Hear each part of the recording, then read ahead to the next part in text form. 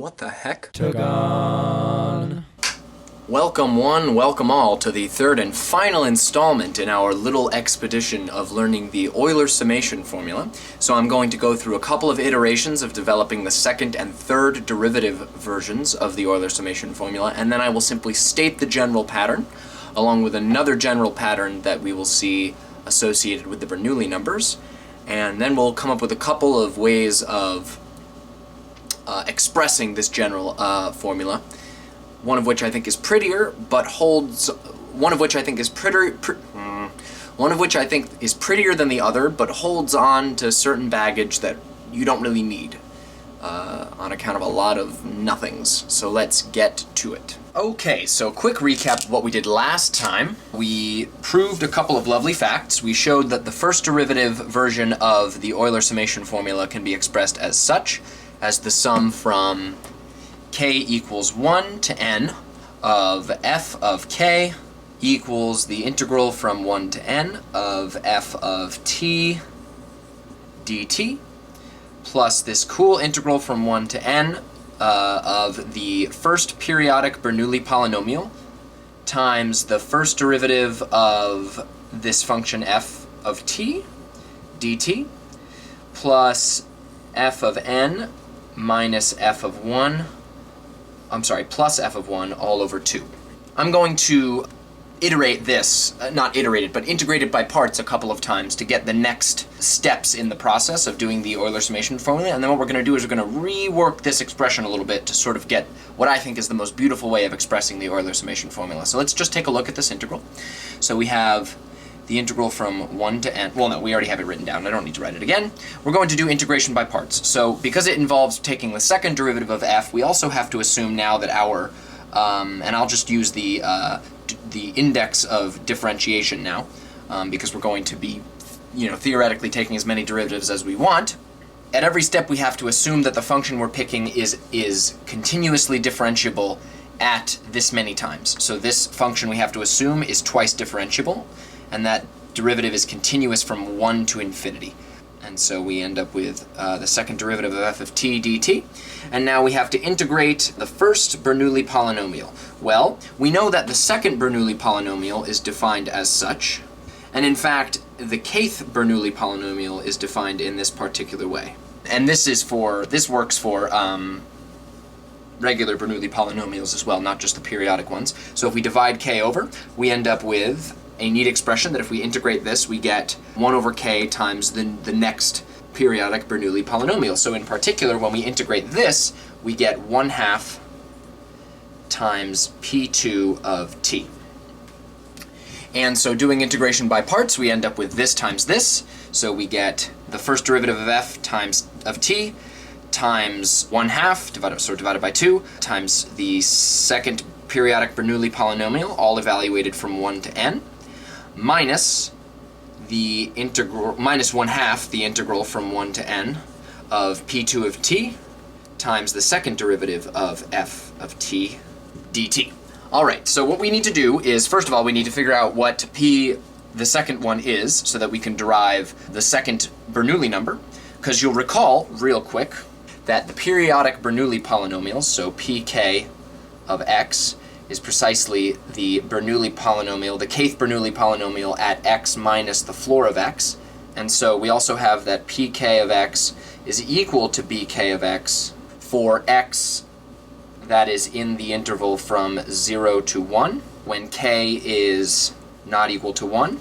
And in fact, they're completely equal to each other when k equals 0, but for k equals 1, they're equal on the open interval from 0 to 1, not the closed interval. Because remember, we defined p1 of x to have the value 0 at every integer, whereas that's not the case for the actual first Bernoulli polynomial, which is just x minus 1/2. And because of the fact that it's periodic, the periodic Bernoulli polynomials have the same value at every single integer. In fact, they're all equal to pk of 0. So we have pk of n is equal to pk of 0, which is equal to the Bernoulli polynomial at 0, which is by definition the kth Bernoulli number for all n which are integers, right? So for every integer n, pk of n is equal to pk of 0, which is of course the same as the Bernoulli polynomial evaluated at 0, which is by definition the same as the Bernoulli number. So when we evaluate this part right here and we have p2 of n and p2 of 1, they're both equal to p2 of 0, which is the same thing as the second Bernoulli number, all by definition. So what we end up with is the second Bernoulli number, because we're gonna, so here, I'll write it out just to make it more explicit. So we're gonna end up with f, first derivative of f at n times p2 of n. This is all being multiplied by 1/2, right? Minus the first derivative of f at 1 times p2 of 1. But these are both the second Bernoulli number. So because they are the same number, I can factor it out, and then we just don't need them in the expression anymore. And so we simply end up with the second Bernoulli number divided by 2 times the quantity, the first derivative of f at n minus the first derivative of f at 1. Okay? And so this is the same as this, because the kth periodic Bernoulli polynomial evaluates to the kth Bernoulli number at every single integer. And so that's how we have that. But let's find out what that, well, we don't even need to worry about what the Bernoulli number is at the moment. We will derive that in a bit. What we're going to do is just sort of continue this process a little bit. So we end up with 1 minus 1/2 times this integral right here. And so then we're going to take a look at this. So if we just put this here, right, this and this would replace this in the equation. So we integrated this by parts to get this minus this. Okay? And utilizing the thing we did in the last video by letting n go to infinity and treating the integral as convergent, you can find another expression for the Euler-Mascheroni constant, as we did in the previous video with the first derivative version of the Euler Summation Formula. But now let's take a look at this integral and see if we can evaluate that. So let's rewrite what we have up here and then take a look at this. So our new Euler Summation Formula says that the sum from k equals 1 to n of f of k is equal to the integral from 1 to n of f of t dt plus the quantity f of n plus f of 1 over 2 plus this second Bernoulli number over 2 times the quantity first derivative of f at n minus the first derivative of f at 1. And then we had this neat little integral, minus 1/2 times the integral from 1 to n of the second periodic Bernoulli polynomial of t, p2 of t, times the second derivative of f of t dt. Okay, so I managed to fit it all on there, and now what we're going to do is we're going to investigate this integral, and you might notice that this and these three things, these two other things, look sort of similar, and we'll be deriving a lovely little pattern from that. So let's take a look at this integral real quick. So we have minus 1/2. We'll ignore the, we'll keep the minus 1/2, but we need to do the integration by parts first. So we'll just keep in mind that we need to multiply everything by minus 1/2 after. We can't just leave it like that. So we have to take the derivative of this. So this is the last time I'm going to show this iteration, and then I'll just state the general pattern after this. So we have the second derivative of f of t. We're going to take the derivative, and we get the third derivative of f of t. And we're going to integrate p2 of t dt. In the same way that we got 1/1/2 times p2 of t before, we're going to get 1/3 times p3 of t now.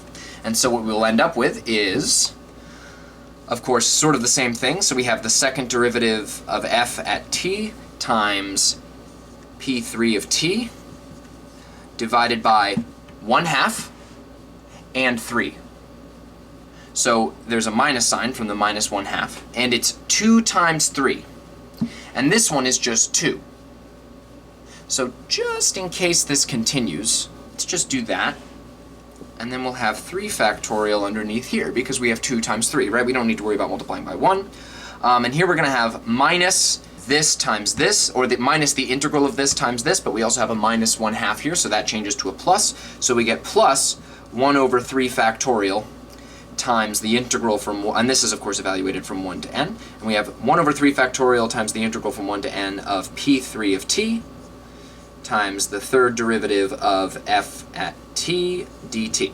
So this will again result in the fact that we have the third periodic Bernoulli polynomial evaluated at 2 integers. So that will simply be the same as p3 of 0 for both of these, and p3 of 0 is going to be the third Bernoulli number. And so we will end up with minus the third Bernoulli number over 3 factorial times the second derivative of f at n minus the minus the second derivative of f at 1 plus this integral, and all of this replaces this right here. And so then you will end up with the third derivative version of the Euler summation formula. But before we continue writing out all these things, let's readjust our equation here a little bit. And you may notice that this trend will continue, right? We're going to keep getting alternating signs here. And it's actually going to be negative for all the odd Bernoulli numbers, and it's going to be positive for all the even ones. So what we can do is actually sort of generalize. So this is generalizing. So the general trend will be that we have negative 1 to the power of k, I'll pick j, times the jth Bernoulli number divided by j factorial times the j minus first derivative of f at n minus the j minus first derivative of f at 1. And that will be the general pattern that we will see, and it's not too hard to see that we will get that because we'll keep doing this 1 over k times the kth periodic Bernoulli polynomial, and then having the 1 to n, but then they're always equal at the integers, and so you keep ending up with the nth Bernoulli number, and it just keeps going as such.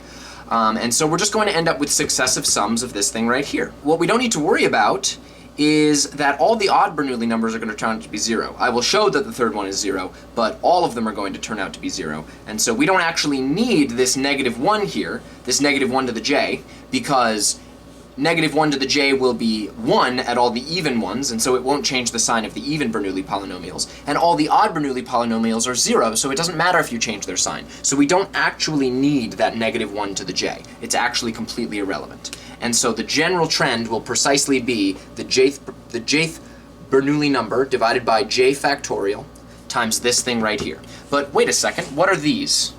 These don't look like they fit the pattern. Ah, but they do. And so let's take a look at that. They do in fact fit the pattern. So this will just say, I'll just write like so. So plus ... plus bj, lamau, over j factorial times f derived j minus 1 times at n. Is it okay to say derived this many times? I feel like it should be. If it isn't, that's stupid. Or differentiated, I should say. So this is the general trend, and it goes out to here. And then, because we're going until j factorial, we only have to go one extra step to include that error term. So we do end up with negative 1 to the j minus, I think, plus 1 over j plus 1 factorial times the integral from 1 to n of... No, I'm sorry, that should also be j factorial, but I do believe it's negative 1 to the j plus 1 over j factorial times the integral from 1 to n of the jth periodic Bernoulli polynomial and the jth derivative of f at t dt. And so this will always be the error term that we have tacked onto the end. We can't really avoid that if we don't continue the sum forever, but let's take a look at these actually. So let's subtract f of n to the other side over here. So this goes from 1 to n, and so if we only continue it up to n minus 1, we can bring f of n over here, but we're subtracting f of n over, right? So if I do f of n over 2 minus f of n, I'm going to get minus f of n over 2, right? But now what I can do is factor out a negative 1 from both of these, so this becomes minus, that's positive, and that becomes minus. The function itself is like having taken 0 derivatives. I can write it like this, with a little 0 index because I'm taking 0 derivatives. But notice also, negative 1 over 2 is the first Bernoulli number. And we can say we're dividing by 1 factorial because 1 factorial is 1, so I can actually rewrite it even better. b1 over 1 factorial times the 0th derivative of f at n, which is just f of n, minus the 0th derivative of f at 1, which is just f of 1. And of course there's all the other ones in between, right? It goes 2, 3, 4, all the way up to j, so I'm just not having the dots there. But this is no different actually, because what can I say with this? I can say that this is the negative first derivative of f of t, in other words the antiderivative, evaluated from n to 1, and so we will end up with this. The negative first derivative of f at n minus the negative first derivative of f at 1, but of course the 0th Bernoulli number is 1, so multiplying by 1 doesn't change anything, and we can divide by 0 factorial because 0 factorial is 1. And so what we end up with is if you wanted to take it to the jth derivative version of the Euler summation formula, you can write the sum from k equals 1 to n minus 1 of f of k is equal to the sum from j equals 0 to, now I'll pick I equals 0 to j of bi, the ith Bernoulli number, divided by I factorial, not the square root of negative 1, I is an index, times the quantity, the I minus first derivative of f at n, minus the I minus first derivative of f at 1. And this, my friends, is as general, oh, sorry, can't forget the error term, so I'll just do this. That is our Euler summation formula. Look at that. Isn't that just beautiful? So if you do a finite sum, you can theoretically make this into an infinite sum by letting j go to infinity, but I genuinely don't know if this term goes to 0. If it does, then you can just do this.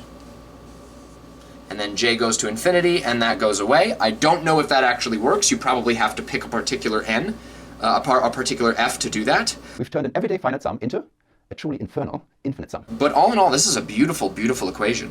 The thing that we will realize is that we don't need really any of the odd Bernoulli numbers. So what I'm going to do is sort of, let's actually establish what a couple of them are. So we sort of threw the second Bernoulli number in there and we threw the third one in there. Let's actually figure out what they are so that you can see the systematic process by which it works. So we were able to show that the 0th Bernoulli polynomial, or we defined the 0th Bernoulli polynomial to be 1, the first to be, we derived as x minus 1/2, which tells us that 1 is the 0th Bernoulli number and minus 1/2 is the first Bernoulli number, which allowed us to make this rearrangement here to show that this term actually did fit the pattern, thanks to the minus 1/2.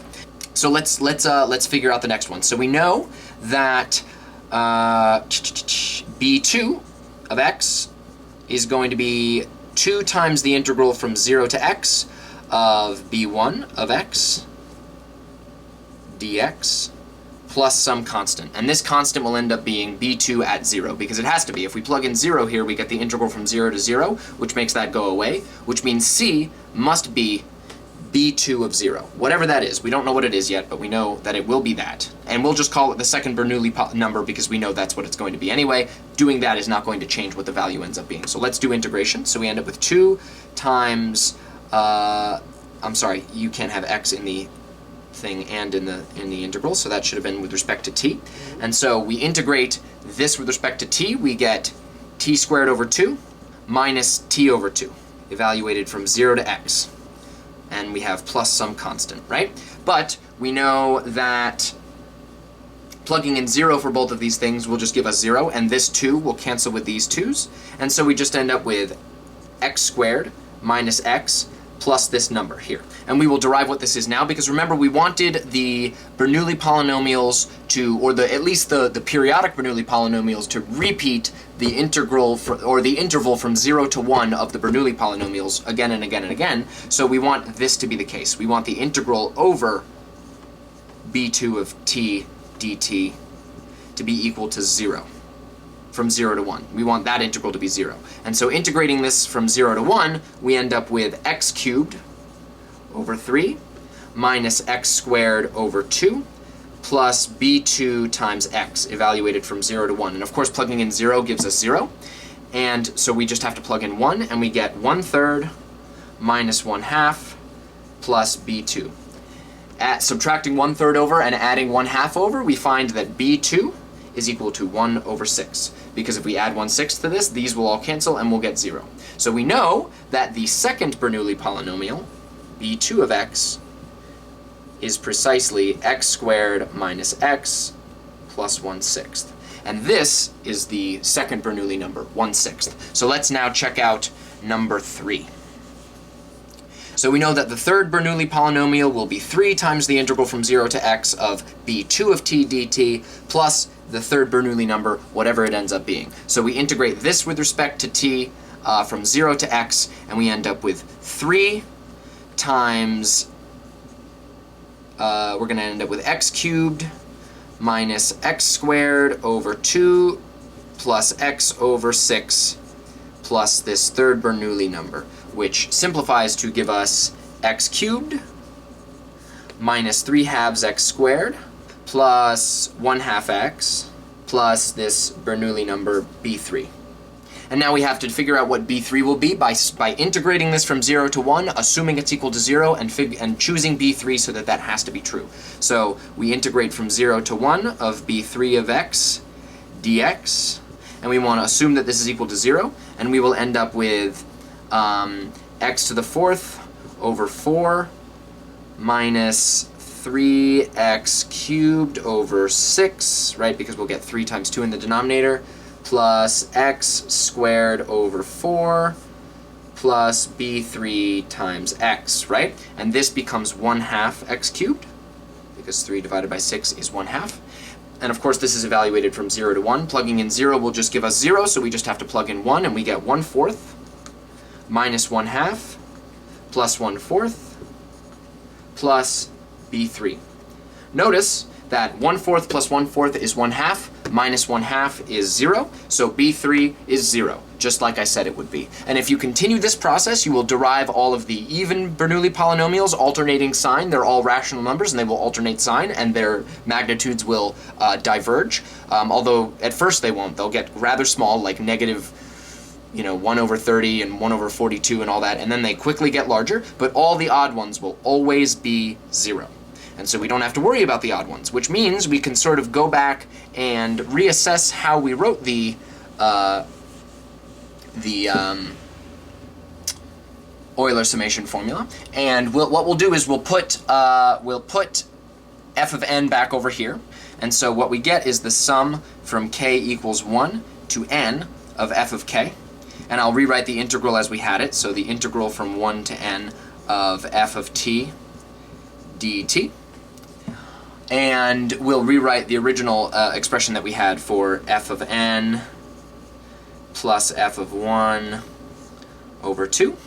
But now we don't need the third Bernoulli polynomial or the fifth or the seventh or anything like that, so we can simply write a sum over the even ones. So we can just go from 1 to m, and we'll have the 2j Bernoulli number over 2j factorial times the quantity, the 2j minus first derivative of f evaluated at n minus the 2j minus first derivative of f evaluated at 1. And so this is going to go all the way up to the 2m plus first derivative of f. So at the very least, if you're going to go up to 2m plus 1, you have to assume that the function f can be differentiated 2m plus 1 times, whatever that odd number is.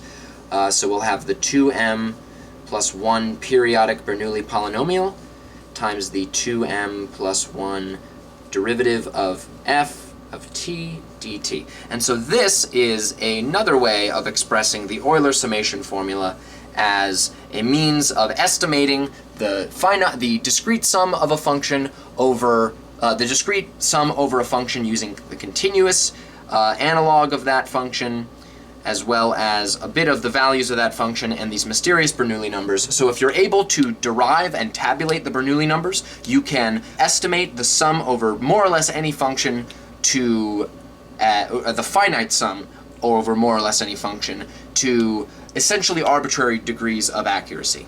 And if we assume that it's possible that you pick a nice function that this sum converges at infinity, then we can just let this go to infinity. We also have to assume that this integral will go to 0 as m goes to infinity. You also have to assume that the function you've picked is infinitely differentiable, but either way you can either pick this expression here or this expression here. And one more little piece of information.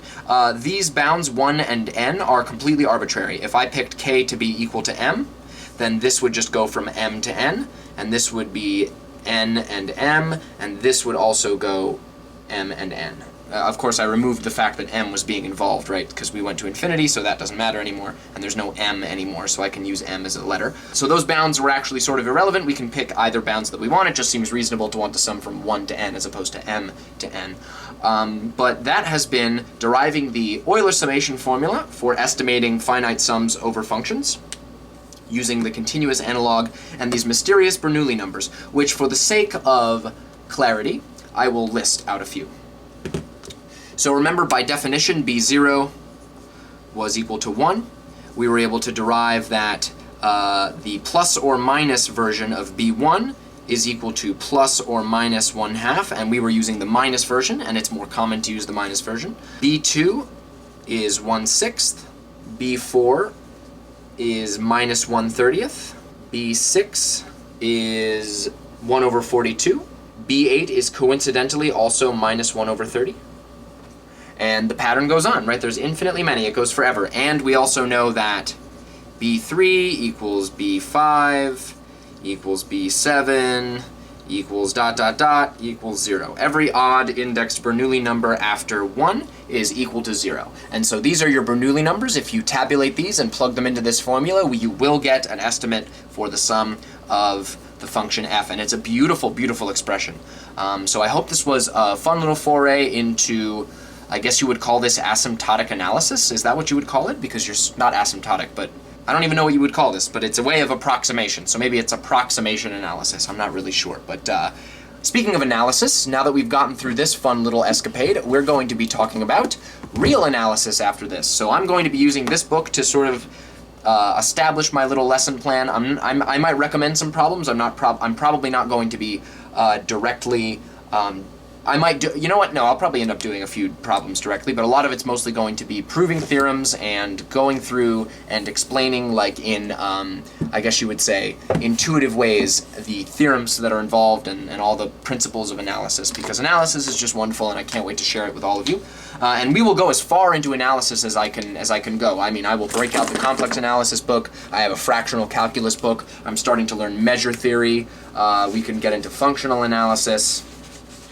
I don't care as far, you know, I'll go as far as the people watching me will stand it. But I'm quite interested in getting into this, and I cannot wait to do so. So let's do it. See you around, folks. Thanks for watching.